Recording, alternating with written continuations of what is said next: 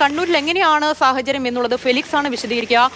Felix, കണ്ണൂരിൽ ഇപ്പോൾ വടക്കൻ കേരളത്തിൽ ഏറ്റവും കൂടുതൽ മഴ ശക്തമായി ലഭിക്കുമ്പോഴും കണ്ണൂരിലാണ് ഏറ്റവും കൂടുതൽ ജാഗ്രത വേണ്ടത്. ഇന്നും അവിടെ റെഡ് അലേർട്ടാണ്.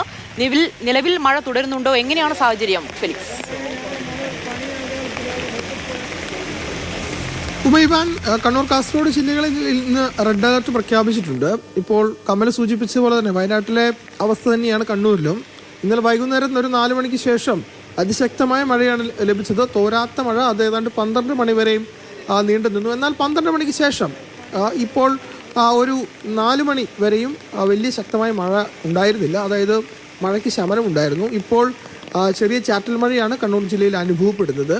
പക്ഷേ റെഡ് അലർട്ട് ആയതുകൊണ്ട് തന്നെ ജാഗ്രതാ നിർദ്ദേശം എല്ലായിടങ്ങളിലും നൽകിയിട്ടുമുണ്ട്.